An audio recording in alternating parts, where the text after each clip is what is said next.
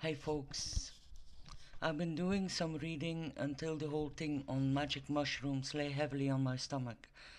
I decided I'd throw it out there because I just want to get rid of it, to be honest.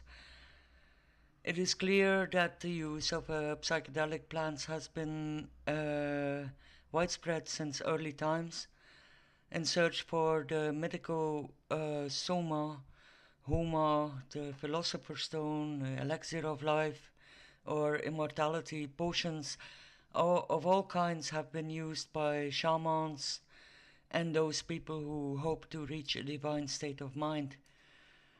Uh, well, that is what the textbooks tell us. The focus does not go beyond the so called spiritual liberation and remains in a vague realm dominated by an over romanticized image of liberation of the self. In doing so, it surpasses one of the main characteristics of natural drugs, that is, in my opinion, the reconnection with our natural environment, beyond the limits of self. This opens our senses and can unlock mental fixations as our perspectives change. I say over romanticized because taking the positive influence of rampant mouse dopage in consideration, I frankly do not see much worth mentioning. The skeptic in me tells me otherwise, that not one personal liberation of the self through means of altered states of mind has brought any good about in the social reality we live in today. While looking for something substantial behind the glorification of mind-altering drugs through history, with the experiences I have had through my life, I honestly cannot come up with anything good but a short-term help with or solution for an acute problem on the individual level. That given does not balance out on the larger scale. On the contrary, the total degradation of culture, presenting it as a lie that needs to be broken down, has a creepy connotation to social engineering. I know many will not like or disagree or agree with my statement, but yeah, that's not my aim. I propose some critical thought on the issue and start digging. It's all out there. Not that I want to throw the mushrooms out with the bathwater, uh, but neither do I want to add to the massive amount of writing on the value of psychedelic experiences. Looking at history and more specifically the cultures in South and Mesoamerica, who had a high regards for the power of mushrooms like the psilocybe or a fly agaricide, what we uncover of their past does not paint a picture of a wise and noble people. Despite the frequent use and adoration of the mushrooms, their priest caste committed cruelties on a large scale. So far, the proclaimed liberation of self as insinuated by many a guru or cultural hero puppet.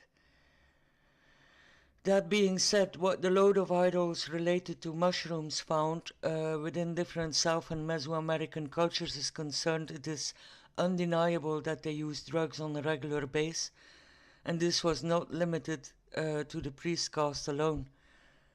The conveniences of certain herbal plants have been known for a very long time, and was certainly not only in the context of religion or rite. The ancients liked to throw a party, and on its own, nothing wrong with that.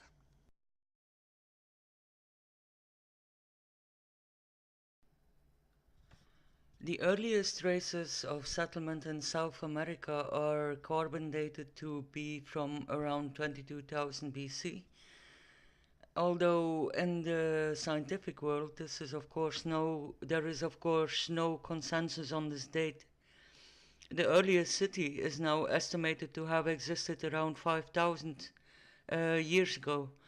The inhabitants of the Peruvian city Caral knew how to produce an early form of cocaine through a simple alchemical process, and apparently the use was quite common. As an example, I explicitly use the term alchemical because that is what a part of my plea here is about, where the focus of many researchers and the press was on since the 60s is the altered state of mind. Little light is shed on the process of altering state of matter, however, that are suspected to be encoded within the imagery, the glyphs, and the oral traditions uncovered. I am, of course, talking about sciences like medicine and metallurgy, where we might be puzzled when we see these concepts or hear these concepts mentioned in one breath. It was not that was not the case for the ancients, because medicine and metallurgy were practiced often by the same people within the same sphere, and that is of the temples. They not only consumed mineral like gold and silver for the rich and lead for the poor, they also transformed it. Little attention or funding is paid to the work of some researchers who actually uncover clear evidence for metallurgy conducted on the altars within certain temple compounds. I can't believe that mainstream archaeology still has this habit of trying to fill in every unexplainable trove as a religious in nature. Every building of a larger size is considered a place for adoration. That in contradiction with the increasing methods of dating or determination.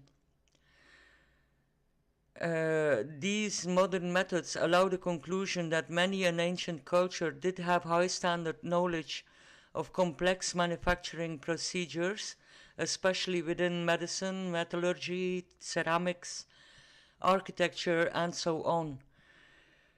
Primitive man knew procedures that allowed him to change the state of matter and specialized in it.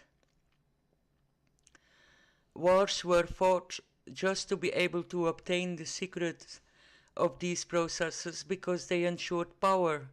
Therefore, the procedures were encrypted when transferred. I firmly believe that one of the reasons why some of the oldest Sanskrit writings are still not fully decoded has to do with the lack of perspective by many researchers, just like the more modern Western glyphs used by the alchemists are encoded processes meant to be understood only by their fellows. The early metallurgists encoded their trade secrets into glyphs just as well. Again, power is key. You don't waste your trade secrets, just like you don't spill on the road you took to find the land of plenty. As a side note, when I go through these papers written on the importance of psilus for the early Mexican cultures, I notice they leave out the medicinal value of mushrooms. Therefore, each image seems to be already classified as a representation of a ritual in which hallucinogenics are used.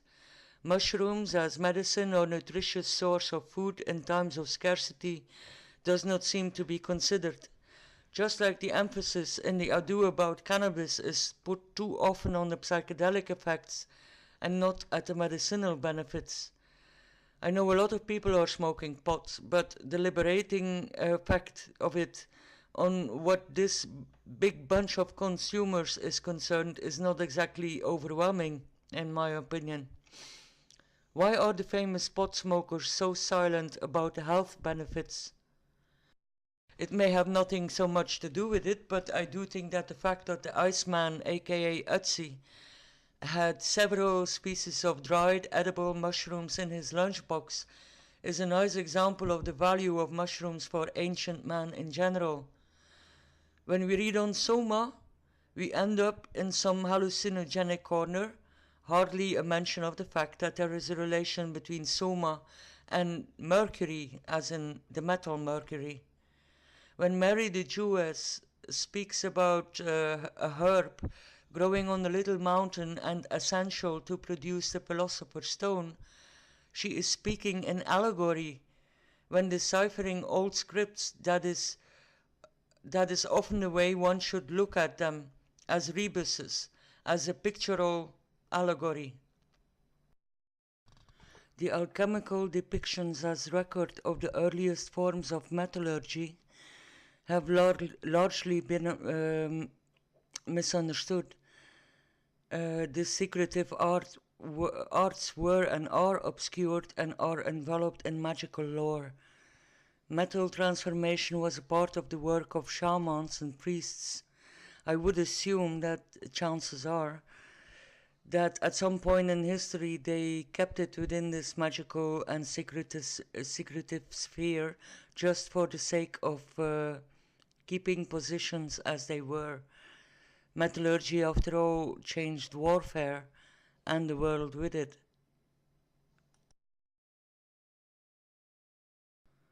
The question why the early Chimu or Moshe cultures who lived in Peru during the first millennium used mushroom-shaped ornaments I cannot really answer.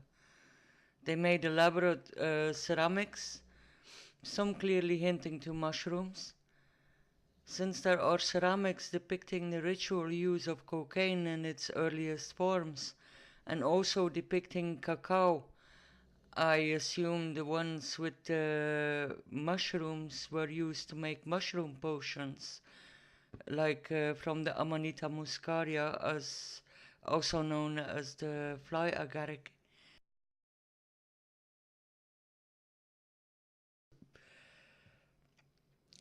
I personally doubt that the shape of their ceremonial knives, called tumi, is based on actual mushrooms. I was told that they may provide optimal slicing of offerings, and I can follow that unpleasant thought. They reminded me of Nepalese or Tibetan kartikas, like these Indo-Tibetan examples, and these are also ritual knives used to cut up demons. And if I understood they were used by the monks who had the task of boning corpses before putting them on the platform for the vultures. But of course, there's only so much possible shapes a knife can have. That's my dog snoring. I haven't really done a deep search on correlation between Mesoamerican cultures and Asian cultures. There is some work available, though, to be honest. I think the amount of resemblances in iconography is quite stunning at times and hasn't even been fully looked at. The sad thing is, even if there existed a contact between Asia and America a few thousand years back, the memory of humanity only goes for a generation or three, or even less nowadays, and a lot of our past has been determined as mere fantasy from fairy tales and myth. But Tumi knives are not the only thing that vaguely resembles mushrooms, and are thus often interpreted. Also, mace heads are classified as mushrooms by some people. A look a bit deeper does one doubt these claims, however. Don't get me wrong, it's clear that they regarded mushrooms as highly valuable, suspectedly for different reasons altogether.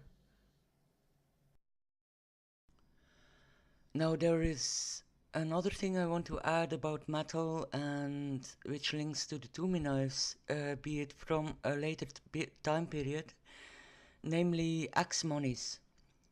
The currency shaped like axe blades was used from the Andes up to Mexico until the Spanish introduced coins. It isn't clear to me from when on these cultures started using them. Most are made of bronze, but some earlier ones made from copper have been found as well. The resemblance with mushrooms is fact only for one specimen, for a specimen found in West Mexico.